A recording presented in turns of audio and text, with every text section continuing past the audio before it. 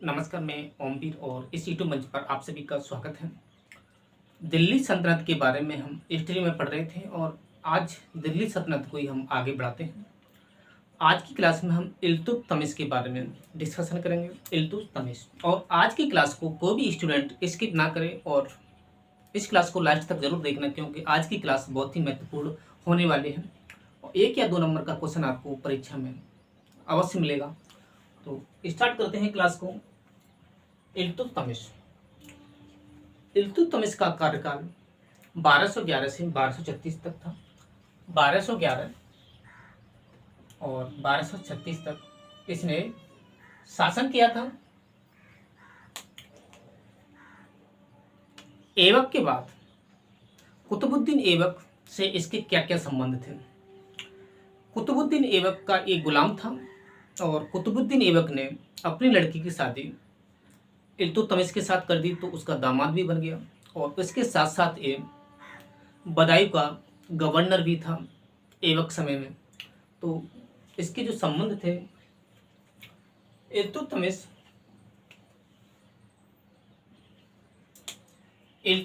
के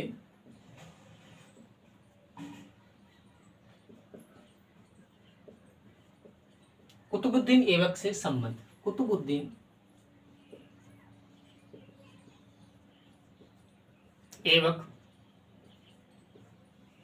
से संबंध। गुलाम था,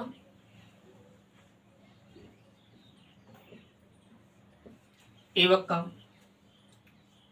दामाद था, लड़की की शादी कर दी ऐबक ने। कुतुबुद्दीन ऐबक ने इल्तुतमिश के साथ दामाद था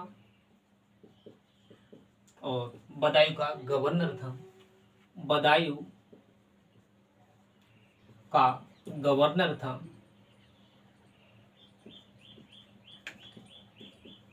तीन संबंध थे इल्तुतमिश के कुतुबुद्दीन ऐबक के साथ। और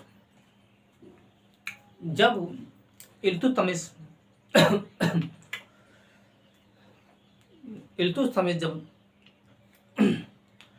गद्दी पर बैठा तो सबसे पहले इसने लाहौर से राजधानी को दिल्ली स्थानांतरित किया। जब इल्तुतमिश सुल्तान बना,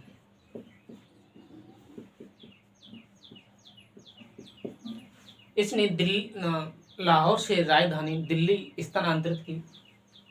इसने राजधानी लाहौर से दिल्ली स्थानांतरित की।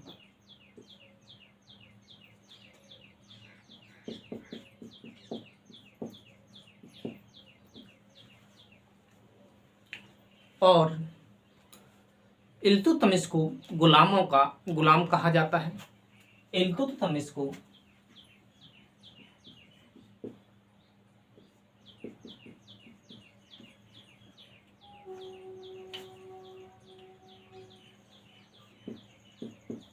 गुलामों का गुलाम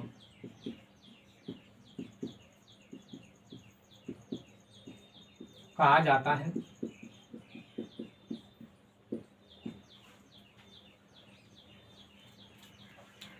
इल्तुतमिश को तुर्की छैलगानो भी कहा जाता है। तुर्की छैलगानी। इल्तुतमिश को तुर्की छैलगानी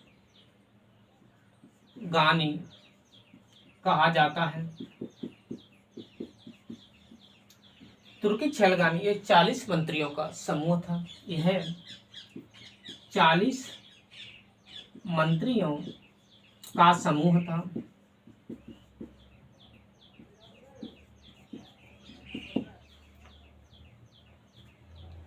यह पहला मुस्लिम सुल्तान था जिसने सुल्तान पद धारण किया। यह पहला मुस्लिम सुल्तान था जिसने सुल्तान पदवी धारण की।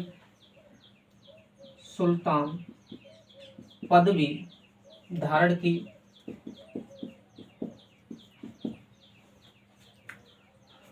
पहली बार दिल्ली सल्तनत में पहली बार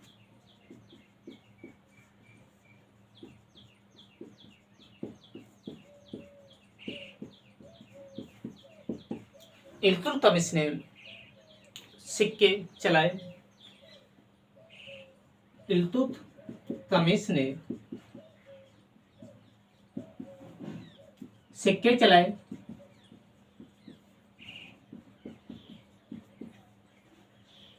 सिक्कों पर इसने अपना नाम सिक्कों पर इसने अपना नाम और खलीफा का नाम अपना नाम और खलीफा का नाम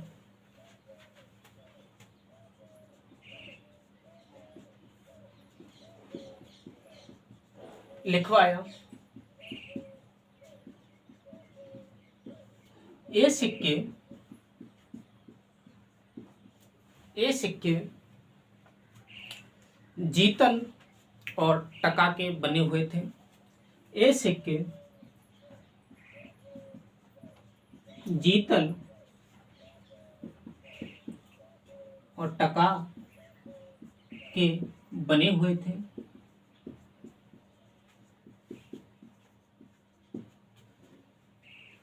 कमीशन डायरेक्ट क्वेश्चन पूछेगा आपसे एग्जाम में। दिल्ली सल्तनत में सबसे पहले सिक्के किसने चलाए और किस मैटर के बने हुए थे? जीतल और टका के सिक्के बने हुए थे। तमिश ने अमीर उल मुमीन पद से अपने आप को नवाजा। तमिश ने अपने आप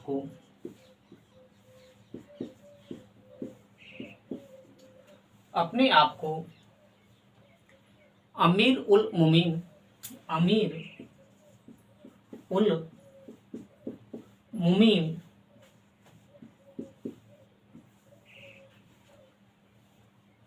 नमाजा पद से नमाजा।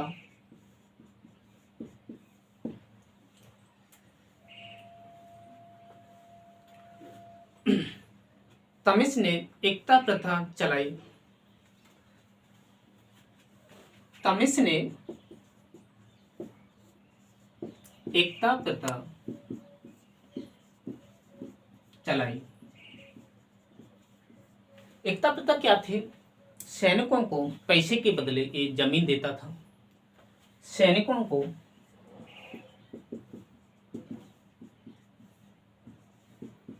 पैसे के बदले जमीन देता था।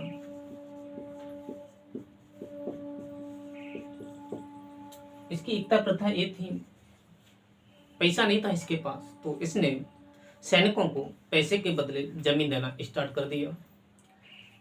सारा शरीयत के हिसाब से इल्तुतमिश ने 4 टैक्स लगाए: जजिया, जकात, खुम्स और खिराज। जजिया इसका टैक्स था, ये गैर मुसलमानों से लिया जाता था। इसमें इसने छूट भी दी। महिला, बच्चा और ब्राह्मणों से इसने जजिया कर नहीं लिया। जकात कर केवल मुस्लिम धार्मिक कर था और ये इसने 1/40 भाग लिया करता था। खुम्स लूटे हुए धन का 1/5 भाग इल्तुतमिश लेता था और खिराज जो कर था ये भूमि कर था। गैर मुसलमानों से 1/3 लिया जाता था। जजिया कर, इनको आप नोट कर लीजिए। आपके पास एक क्लास हमेशा रहेगी, आप YouTube में जाकर कभी भी इस क्लास को देख सकते हैं और नोट भी कर सकते हैं। तो क्लास को आगे बढ़ाते हैं। सभी स्टूडेंट इस क्लास को अपने दोस्तों में ज़्यादा से ज़्यादा शेयर करना और सब्सक्राइब और बेल आइकन को जरूर इम्प्रेस कर लेना, क्योंकि कोई भी क्लास आपकी छूटनी नहीं चाहिए और सबसे पहले आपकी क्लास पहुंच जाएगी अगर बेल आइकन को आप इम्प्रेस करेंगे तो। सारा शरीयत के हिसाब से, सारा शरीयत के हिसाब से इल्तुतमिश ने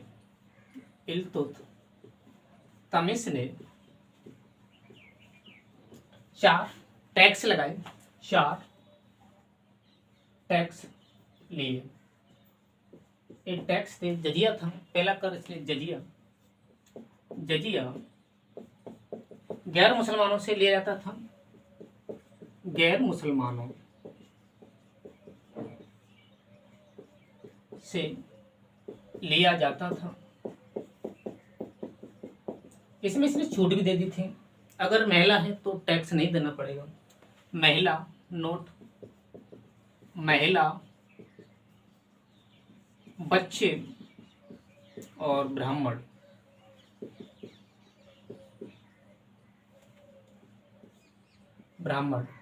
इन तीनों से इसने जजिया टैक्स में छूट दे दी।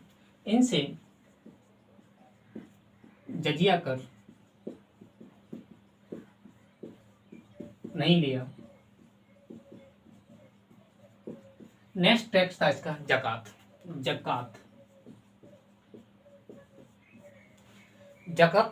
जो टैक्स था इसका केवल मुस्लिम धार्मिक कर था। 1/40 इल्तुतमिश इसमें लेता था। यह धार्मिक कर था, यह धार्मिक टैक्स था, कर था। इसको तमिश 1/40 लेता था। और जो इसने नेक्स्ट टैक्स लगाया, ये हिंदुओं से नहीं लिया जाता था, ओनली मुसलमानों से ये टैक्स लिया जाता था। और 1/40 इल्तुतमिश इस टैक्स को लेता था। खुम्स, नेक्स्ट टैक्स है इसका खुम्स जो टैक्स है लूटे हुए धन का 1/40, लूटे हुए धन का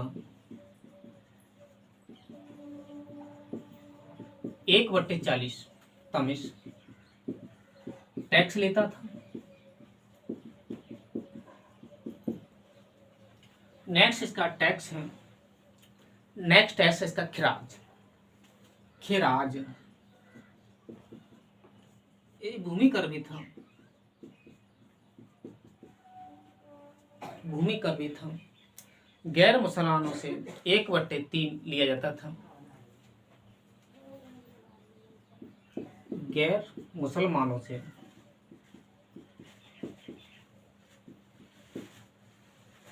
1/3 यह टैक्स लिया जाता था।